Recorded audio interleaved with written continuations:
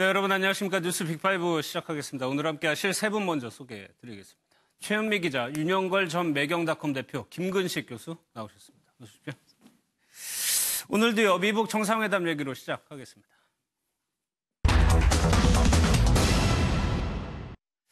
미북 정상회담의 날짜는 트럼프 대통령이 얘기를 했었고 시간을 백악관이 밝혔습니다. 네, 그렇습니다. 백악관 대변인이 직접 나서서 개최지 싱가포르 6월 12일, 그러니까 한국 시간으로 오전 10시고요. 현지 시간으로는 오전 9시입니다. 네. 이때 이제 트럼프 미국 대통령과 김정은 북한 국무위원장이 만나는 어떤 그런 역사적인 장면을 보실 수 있게 됐다라고 미국 백악관 대변인이 공식적으로 발표를 했고요. 네. 그러면서 하나 이제 더 눈길을 끄는 부분이 표현을 하는데 이날 네. 회담에 대해서 퍼스트 미팅, 그러니까 첫 회담이라고 표현을 했습니다. 그러니까 이번 회담이 이제 처음이자 마지막이 아니라 이어서 뭐 두 번째, 세 번째, 네 번째 회담까지도, 그러니까 후속 회담이 계속 열릴 수 있다라는 어떤 뉘앙스를 조금 풍긴 거나 마찬가지라고 할 수 있는데요. 네. 트럼프 대통령 역시도 최근에 계속 비슷한 뉘앙스의 이야기를 했었습니다. 뭐 아마 두 번째, 세 번째 회담을 해야 될 수도 있을 거다. 뭐 그랬죠. 지난 1일에는 뭐 한 번의 회담으로 진행된다고 결코 말하지 않았다. 이런 표현도 썼었거든요. 그렇기 때문에 아마 6월 12일 회담을 시작으로 북한과 미국 간에 굉장히 활발한 어떤 이 비핵화를 위한 협의가 계속되지 않을까, 이런 기대들이 좀 나오고 있습니다. 사실 비핵화라는 게 회담 한 번으로 끝날 걸 정도로 간단한 일은 아니잖아요. 그렇죠. 뭐 그 비핵화라는 게 그 핵 무기가 뭐 한두 개 핵탄두가 뭐 최대한 뭐 100개까지 있다는 거 아니에요? 그러니까 또 북한은 또 우선은 또 자기 체제 보장 요구, 또 요구 사항이 있는데 그걸 한꺼번에 완샷에, 여태까지 트럼프 대통령은 한꺼번에 다 하는 걸 원했는데 현실적으로 김영철 통전부장 불러서 얘기하고 보니까 이게 한꺼번에 끝나기는 좀 어려운 것 같다, 이런 느낌을 하는가 봐요. 그래서 김영철 보낸 뒤에 김영철한테 내가 천천히 하라고 그랬다. 그리고 또 하나 얘기했죠.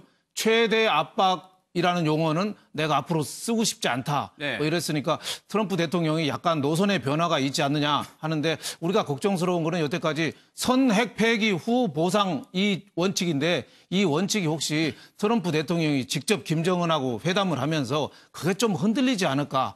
그래서 조금 우리가 걱정을 하는 부분이 그 부분이죠. 예. 회담장 관련해서 사실 이건 언론에서 관심이 많은 건데, 한 호텔을 지목을 해서 그 구역 자체를 싱가포르 정부에서 특별 보호구역 이런 걸 해놨다. 라는 거는 약간 조금 의미가 있을 것 같거든요. 그동안 이제 싱가포르에서 6월 12일 날 북미 정상회담이 역사적으로 성사가 되는데, 장소를 놓고 이제 언론의 귀추가 굉장히 주목되고 있습니다. 그 장소를 놓고 몇 가지 호텔에 이제 예상 후보지들이 있었는데, 오늘 보도된 바에 따르면 샹그릴라 호텔 주변 지역을 싱가포르 행정부가 특별 행사구역으로 했기 때문에 특별 행사구역으로 설치를 하면 거기에 대해서 이제 통행을 좀 막을 수가 있고요. 검문 검색을 강화할 수 있는 권리가 있기 때문에 아마도 샹그릴라 호텔이 되는 게 아니냐라는 지금 조심스러운 관측이 나오고 있는데, 아직까지 뭐 한 일주일 정도 시간이 남아 있기 때문에, 그리고 지금 판문점에서도 지금 막바지 북미 간의 실무 접촉이 진행되고 있고, 그래서 여전히 샹그릴라 호텔이 확정적일지는 모르겠습니다만 일단 가능성은 높아 보이는 것으로 해석이 됩니다. 왜냐하면 샹그릴라 호텔은 그동안에도, 최근에도 열렸습니다만 아시아 태평양 지역의 국방장관 한 40여 장관들이 모여가지고 이른바 샹그릴라 회의라고 하는 것들을 매년 개최했었던 그런 장소이기도 하고요. 그다음에 또 몇 년 전에는 역사적인 또 중국 본토와 대만의 이 시진핑 주석하고 이 대만 총통사의 회담도 있었거든요. 그런 걸로 봐서는 샹그릴라 호텔이 일단은 트럼프와 김정은의 만남이라고 하는 역사적인 그 모습에는 적합한 장소가 아니겠느냐. 이런 아마 조심스러운 관측이 낙관적인 것 같은데, 여전히 뚜껑은 열어봐야 될 것으로 보입니다. 아니 싱가포르 입장에서는 혹시나 경호 문제, 안전 문제를 가장 신경을 쓸 수밖에 없는 상황인 거잖아요. 그렇습니다. 그러니까 트럼프가 오고 김정은이 온다는 거. 특히 이제 김정은 같은 경우는 사실은 지도자로서 자기가 권력을 장악한 이후에 최초로 가장 멀리 해외로 나오는 거거든요. 그런 맥락이어서 아마도 지금 거기서 싱가포르 자체에서도 지금 의전과 경호에 대해서 북미 간의 실무 접촉을 계속 진행을 하고 있는데, 거기서도 가장 중요한 경호이기 때문에 경호가 용이한 곳, 그리고 실제로 경호에 있어서 만반의 준비를 다 갖출 수 있는 지리적인 조건, 그다음에 행사장 자체의 조건, 이런 것들 따져봤을 때 아마도 막바지까지 샹글라 호텔하고 그다음에 지금 그 섬에 있는 카펠라 호텔 등등을 놓고 막바지 조율 중인 것 같은데, 아마 뭐 잠을 어디서 잘지는 모르겠습니다. 그러니까 트럼프의 숙소가 따로 있고 김정은의 숙소가 따로 있을 수 있지만 회담 장소로는 샹글라 호텔이 되지 않을까, 이렇게 관측이 되네요. 북한에서는 그럼 경제 보상으로 무엇을 요청을 했을까? 카지노 얘기가 나옵니다. 네, 그렇습니다. 이건 사실 아직 공식적으로 확인된 내용은 아닙니다. 예. 이제 북미 정상회담 뒷얘기로 이제 외교 소식통들 사이에서 나오는 이야기인데 김영철 부위원장이 트럼프 미국 대통령을 만나서 회담을 할 때 그때 이제 우리 북한에 좀 투자를 좀 해달라. 미국에서 원산에 우리 원산 갈마지구 얼마 전에 김정은 위원장이 방문을 해서 그렇죠. 이제 막 예. 해변가에 굉장히 멋진 도시처럼 꾸며놨었잖아요. 명사심리라고 불리는 거죠. 예, 그렇습니다. 예. 그곳에 이제 카지노 호텔을 우리가 좀 만들 수 있게 미국에서 투자를 해달라. 그리고 또 마식령 스키장, 그 평창 올림픽 전에 우리나라 선수들까지 가서 막 공동 훈련도 하고 했었거든요.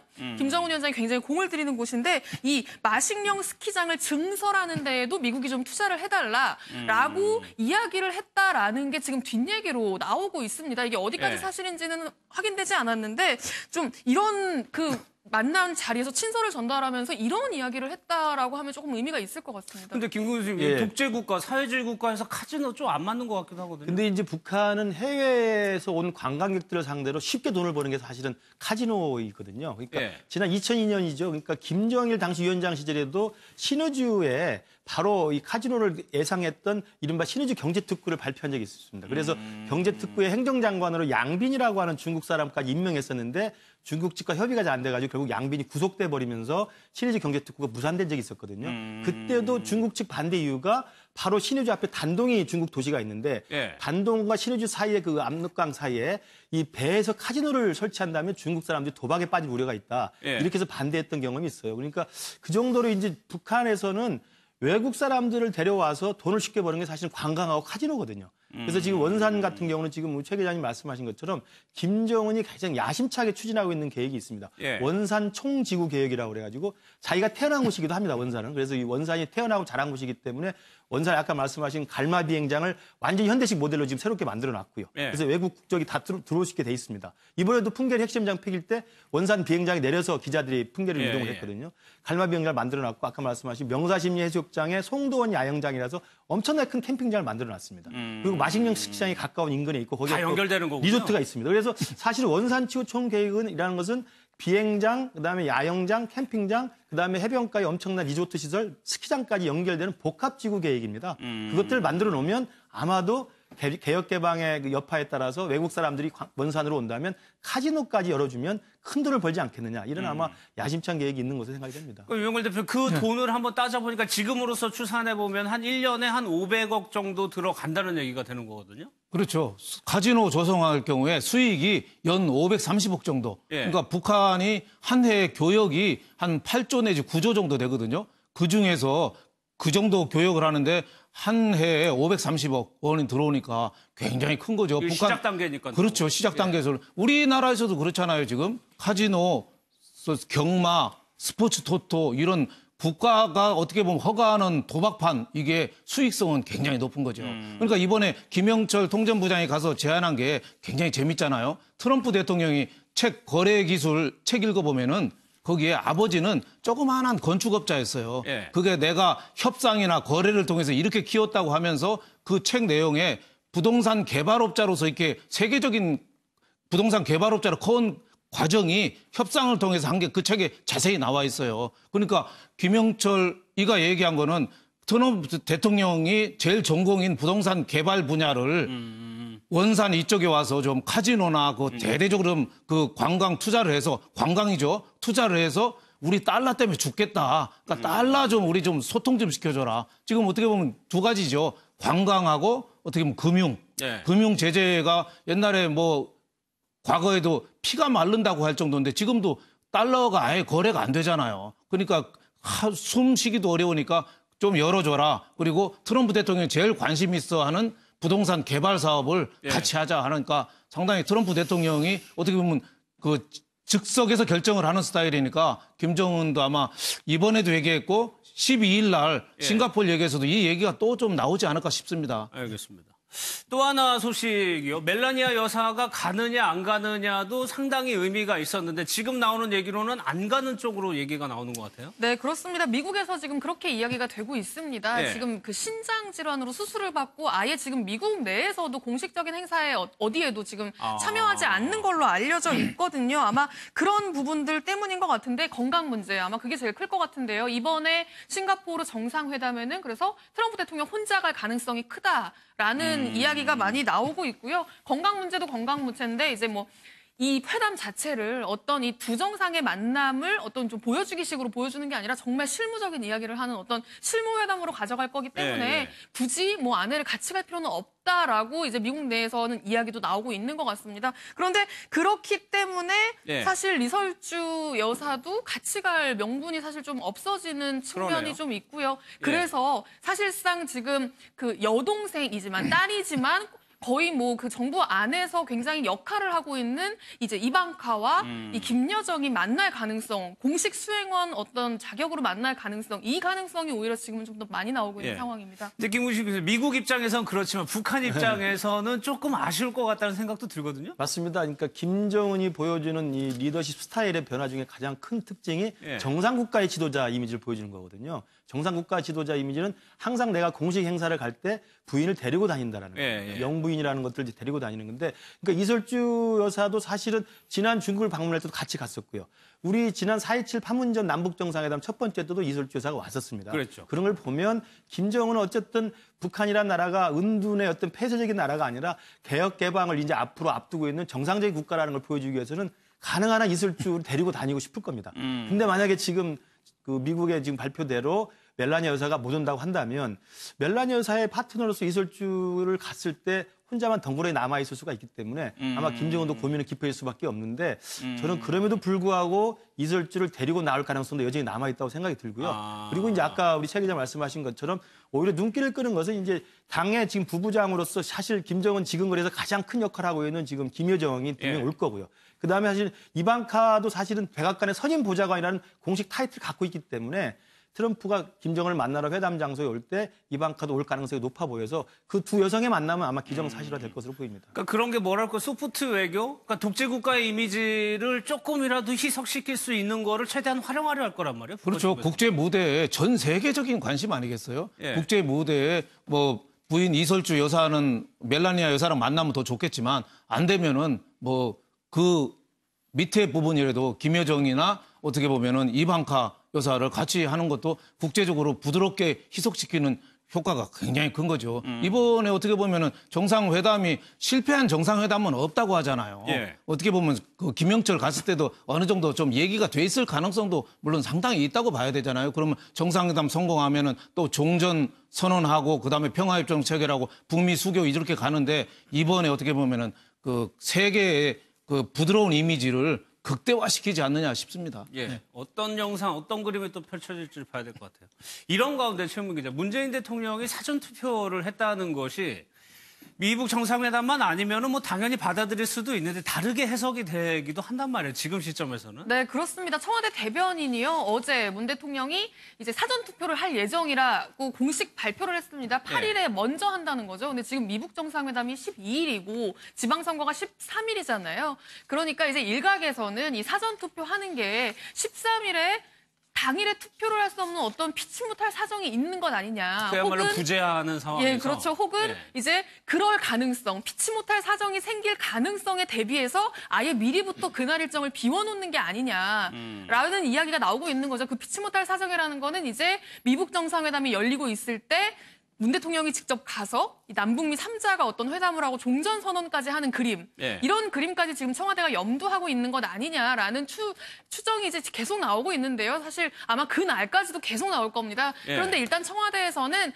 이제 투표율을 높이기 위한 어떤 격려 차원일 뿐이지 지금 뭐 그 3자 회담과 관련된 어떤 것도 지금 확정된 건 없다라면서 지금 말을 아끼고 있는 상황입니다. 근데 지금 아까 백악관 얘기가 첫 회담에 문재인 대통령이 가는 것도 좀 빨라 보이기도 그렇습니다. 하고 김우식 교수는 어떻게 생각하세요? 제 생각에도 좀 이걸 너무 이렇게 좀 확대 해석하기보다는 여전히 이제 일단 우리나라의 대통령으로서 사전투표에 먼저 참여하는 이런 모습을 보여서 투표율을 제고시키는 그런 아마 효과는 있을 것으로 보입니다. 왜냐하면 지금 역대 지방선거 투표율이 총선이나 대통령 선거보다는 투표율이 좀 낮죠? 낮거든요. 낮기 때문에 대통령으로서는 높은 투표율을 좀 독려하는 또 책무가 있기 때문에 그런 면에서 사전투표를 해서 일단 8일, 9일 날 주말에 많이 좀 참여해달라는 그런 메시지가 있을 것 같은데 최 기자님 말씀대로 6월 13일 날 정말 싱가포르에 합류할 가능성, 물론 뭐 완전히 제로 상태는 아닙니다만은 제가 보건대는 여전히 트럼프 대통령이 원하는 싱가포르의 그림은 문 대통령이 끼어가지고 자기의 동무대를 희석시키는 사실 제가 볼 때는 원치 않을 것으로 보여요. 예. 제가 볼 때 김정은도 지금 만약에 13일에 문재인 대통령이 싱가포르로 날아가서 합류하는 그런 3자 회동이 만약에 가능성이 있다고 한다면 지금 일주일 남은 상태에서는 상당히 많은 실무적 준비를 해야 되는 거거든요. 실제로 청와대 경호팀도 가서 봐야 되는 것이고 김정은과의 사전 동선이라도 일정 협의도 해야 되는 것이고 가장 중요한 건 트럼프 대통령과의 합의가 이루어져야 됩니다. 예. 그런 부분이 사실 지금 진행이 되고 있지 않다고 한다면 일주일 남은 지금 6월 12일, 13일에 문 대통령이 싱가포르에 가서 3명이 같이 정상회담하는 것은 아직까지는 너무 좀 확대 해석되는 게 아닌가 저는 개인적인 생각입니다. 알겠습니다. 그런데 대통령이 역대 대통령 중에서 이게 사전투표제가 도입된 게 2013년이거든요. 그 이후로 대통령이 사전투표하는 거는 이번이 처음이라고 합니다. 그러니까 이제 더 기자들이 이제 좀 의심의 눈초리를 아직 거두지 않고 있는 것 같습니다. 알겠습니다. 김영철 부위원장이 북한으로 이제 돌아갔는데 돌아가는 과정에서도 미국에 갈 때처럼 비행기 시간을 계속적으로 바꿨다면서요, 또? 네, 그렇습니다. 사실 저희가 어제 이 시간에 12시 비행기를 타고 평양으로 출발했다라고 보도를 말씀을 해드렸는데 사실 그게 잘못된 내용이 돼버렸습니다. 알고 보니까 12시에 고려항공 비행기가 베이징에서 평양으로 출발하기로 돼 있었는데 그 비행기 시간을 3번이나 연기를 해서 결국에는 오후 1시 22분에 비행기가 출발을 했다고 하거든요. 예. 그 이유가 무엇인가 봤더니 김영철 부위원장이 공항에 너무 늦게 도착했다는 거예요. 그러니까 12시 비행기면 상식적으로 한두 시간 전에는 와서 수속을 밟고 이제 비행기 탈 수 있는 이제 입국 수속도 하고 그 안까지 걸어가고 하는 이런 시간들이 필요한데 12시에 도착했다는 거예요. 12시 비행기인데 그러니까 당연히 수속하는데 시간이 걸릴 수밖에 없고 그래서 시간이 김영철 부위원장에게 맞춰서 늦춰졌다는 얘긴데 예. 그렇다면 김영철 부위원장은 전날 저녁 7시에 중국에 도착했거든요. 예. 베이징에. 그러면은 거의 뭐 17시간 동안 비행기 시간도 못 맞출 정도로 뭔가 할 일이 있었던 것이냐, 왜 늦은 것이냐, 중국 측과 굉장히 오랫동안 긴밀하게 소통을 한 것 아니냐라는 이제 그 추정들이 지금 계속 나오고 있는 상황입니다. 그러니까 현재까지 북중 접촉했다, 김영철이 접촉했다는 기사는 안 나오고 있는데 지금 상황에서 만났더라도 그거를 공개를 안 해야 되는 상황인 건가요? 그렇죠. 북중 간에는 사실은 아주 긴밀한 그 국가 관계이기 때문에 예. 김영철이 미국으로 들어가는 과정에서도 베이징을 거쳤고 베이징 거쳤을 때도 상당 기간에 비어있는 틈이 있어서 그때도 아마 중국 측 외교부라든지 중국 측 대외연락부와 만나서 뉴욕이나 워싱턴을 가기 전에 아마 김영철이 상의를 했을 거라는 추측이 많이 나왔습니다. 예. 그리고 이번에 돌아갈 때도 마찬가지로 지금 최 기자 설명하신 것처럼 17시 안에는 지금 공백이 있었기 때문에 이 사이에 무슨 만남이 있지 않았겠느냐라고 이야기를 하고 있습니다만 김영철도 확인하지 않고 있고요. 그다음에 중국 외교부의 공식 입장도 확인해지지 그렇죠. 않고 있습니다. 그래서 아마도 회동이 있었다 하더라도 공식적으로 확인하지 않는 게 제가 볼 때는 뭐 맞는 것 같고 왜냐하면 중국과 북한 입장에서는 앞으로 6월 10일에 있을 북미 정상회담을 앞두고 과연 김영철이 트럼프와 만나서 무슨 이야기를 할지 궁금한 것도 있고요. 예. 또 갔다 돌아가는 길이라면 그런 백악관에 가서 트럼프랑 무슨 이야기를 했는지도 궁금할 거거든요. 그래서 아마도 북중 간에는 그 정도의 긴밀한 채널을 통해서 직접 김영철이 중국 외교부 당국자를 만나지 않았다 하더라도 충분한 사전의 논의는 충분히 주고받았을 가능성이 큽니다. 하나 더 여쭤볼게요. 지금 북한 내부에서 언론에서는 전혀 이 김영철의 방미를 보도하고 있지 않은데 과거 사례하고는 많이 다르단 말이에요. 예. 이러는 이유가 있을까요? 그러니까 사실 어제 평양에 들어갔기 때문에 예. 오늘자 정도의 북한의 공식 매체에서 보도를 하지 않았을까 생각했는데 지금 보도하지 않고 있습니다. 이건 제가 볼 때 두 가지 가능성이 다 있다고 보는데 조금 하루 이틀 걸려서 내일 나올 가능성도 여전히 있습니다. 내일. 왜냐하면 그때 당시에 김여정과 김영남이 우리 남측의 특사단을 왔을 때도 그 다음 날 다시 보도를 했기 때문에 이 시차는 좀 있을 수 있는데 중요한 것은 좀 그런 생각인 것 같습니다. 지난 2000년에 조명록이 특사 자격으로 워싱턴에 가서 클린턴을 만났을 때는 아주 예. 상세하게 보도를 했는데 그랬죠. 지금 김영철도 마찬가지로 특사 자격으로 가서 백악관에 가서 트럼프에게 친서까지 전달했습니다만 뭔가 북한 입장에서 봤을 때는 만족할 만한 성과가 없었기 때문에 보도를 안 했을 가능성도 있고요. 또 하나는 지금 어제 들어왔기 때문에 김영철이 돌아온 다음에 적어도 하루 정도, 이틀 정도 시차를 두고 좀 더 공개적으로 할 수 있는 내용들 좀 더 많이 포장해서 할 수 있는 것들 생각하는 과정일 수도 있다고 생각합니다. 그래서 아마 제가 보건대로 조금 기다려볼 필요도 있고 만약에 보도를 하지 않았다고 한다면 북미 정상회담을 앞두고 김영철의 방미 행위 만족할 만한 성과는 못 냈다. 이런 식의 아마 북한 내부의 평가가 있었던 것으로 보입니다. 알겠습니다. 조금 다른 얘기이긴 한데요. 지금 두테르테 필리핀 대통령이 우리나라에 와 있는데 조금 논란이 될 만한 행동이 있었습니다. 영상을 좀 먼저 보겠습니다. Sus, may nauna. Alam mo, alaga, dito ka lang. So, bigay ko sa kanya. Thank you po. Huwag kang mag-amin-amin dyan. Halika dito. Hoy! Huwag magkita.